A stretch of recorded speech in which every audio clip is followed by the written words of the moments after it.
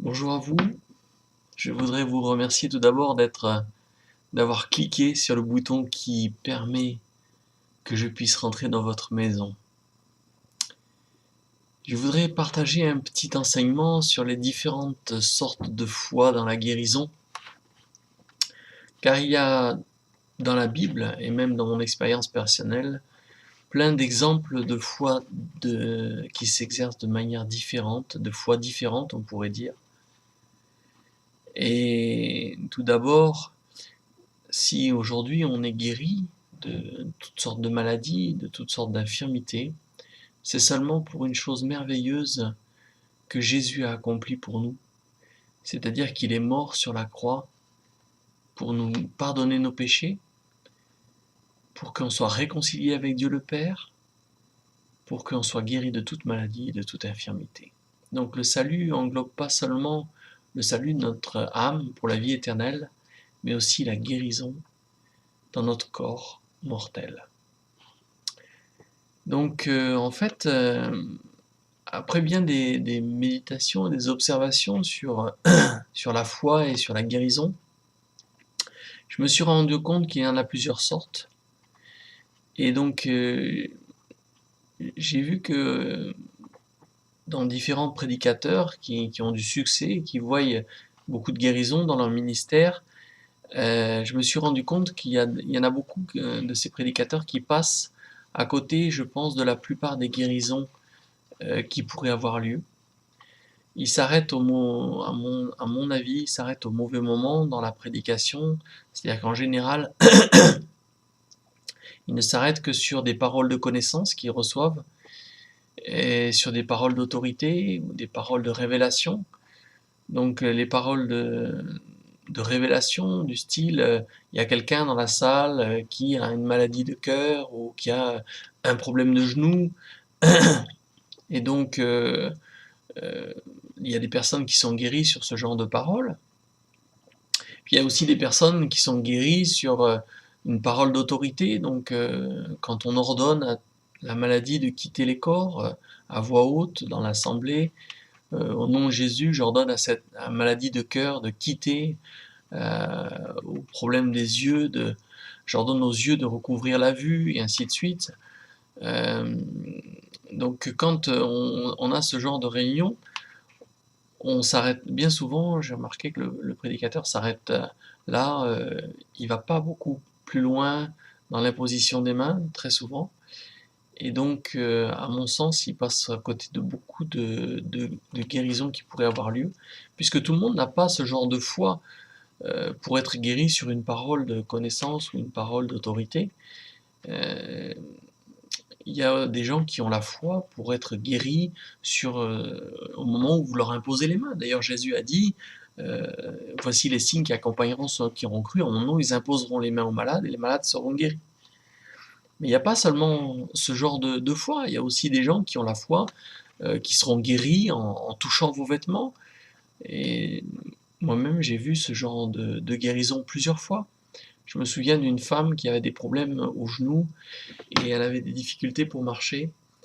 Et donc, elle s'est dit, si jamais je touche les vêtements de cet homme, je serai guérie. Elle est venue, elle m'a juste touché, et elle a été instantanément guérie.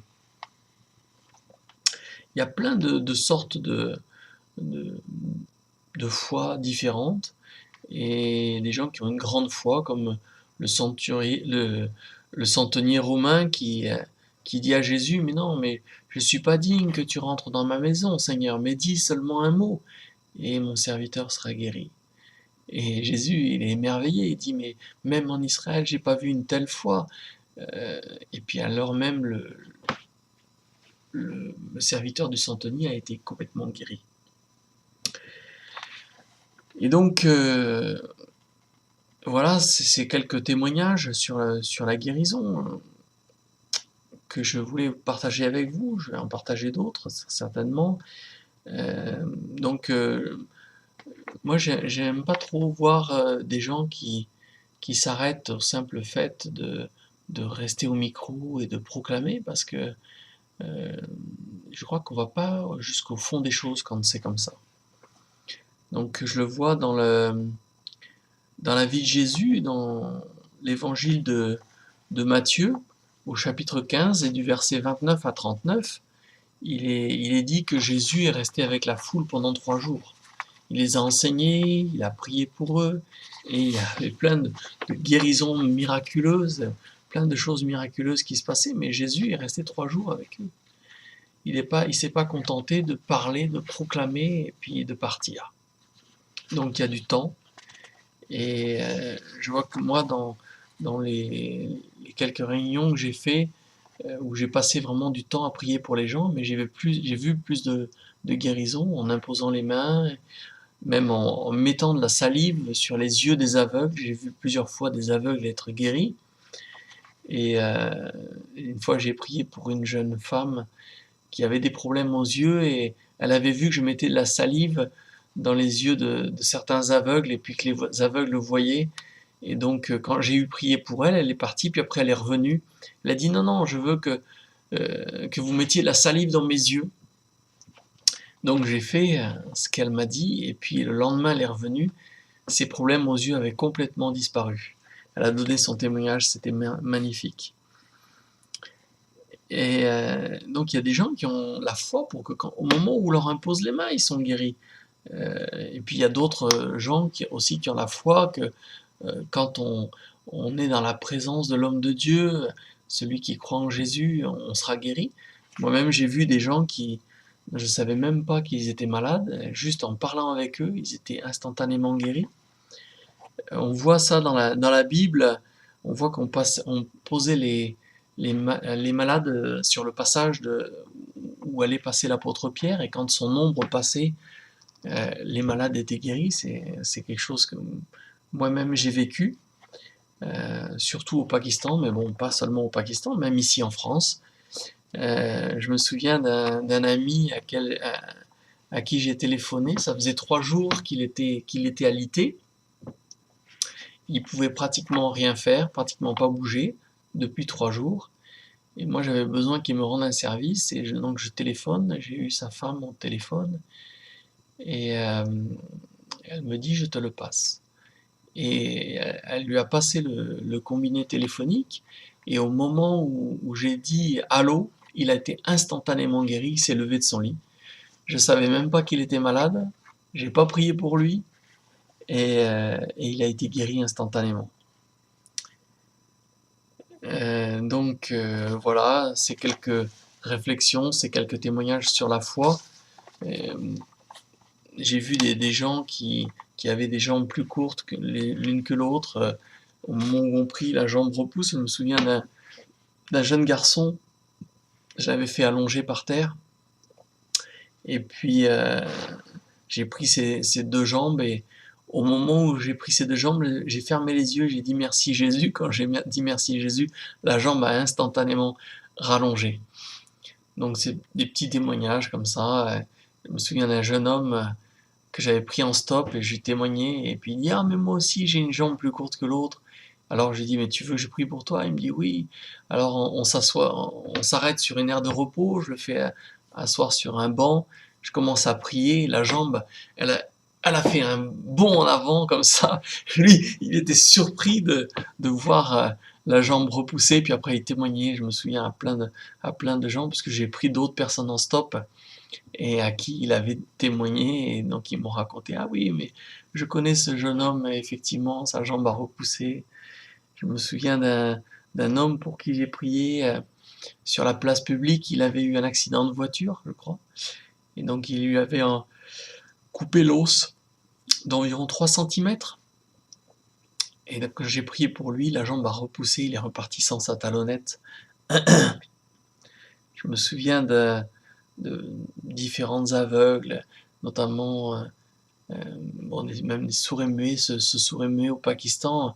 Le soir, je prie pour un sourd et muet, et puis il ne s'est rien passé du tout. Il n'a pas été guéri là, à ce moment-là.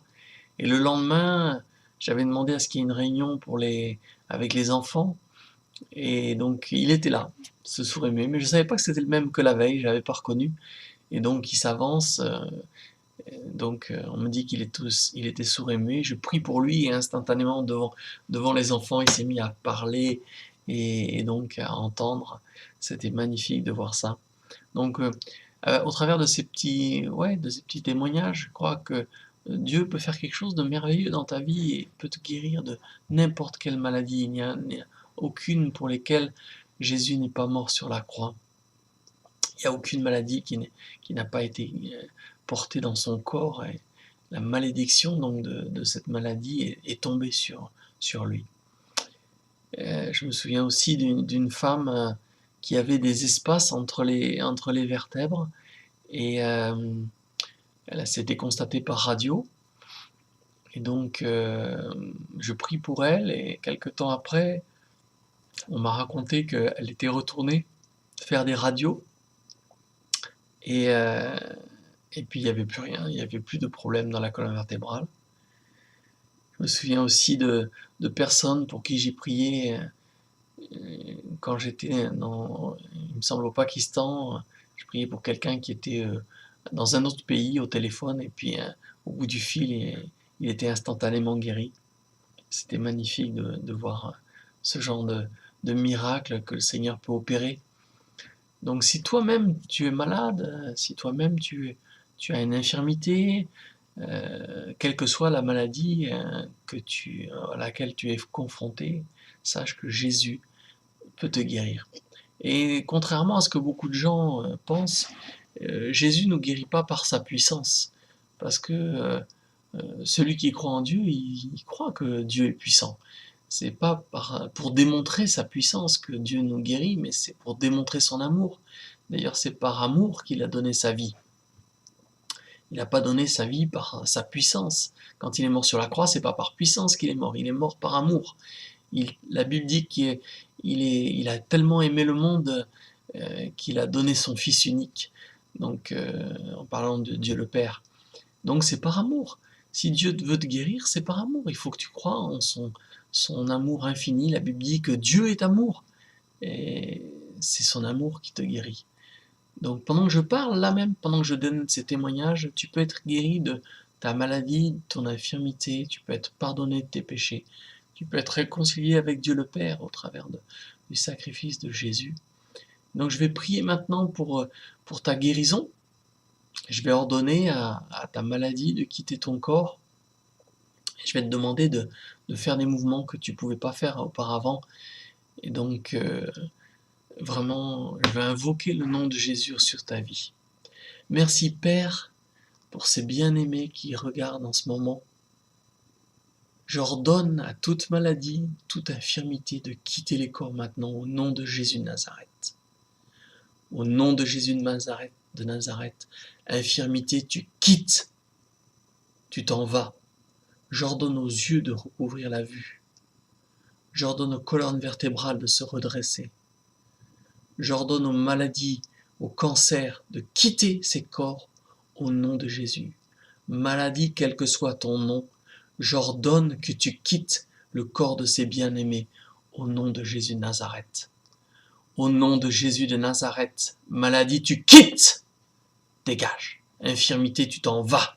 Au nom de Jésus, c'est un ordre. Je te commande d'obéir, car le nom de Jésus est au-dessus de tout nom, et c'est en son nom que tu dois obéir. Au nom de Jésus de Nazareth.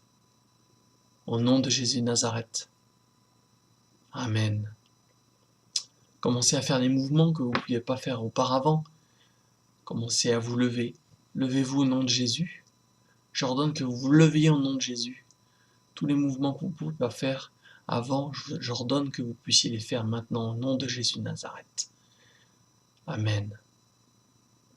Soyez bénis, et puis à très bientôt pour de nouvelles aventures avec le Seigneur Jésus et avec le Saint-Esprit, qui est notre bien-aimé et qui manifeste la gloire de Jésus sur la terre. Amen.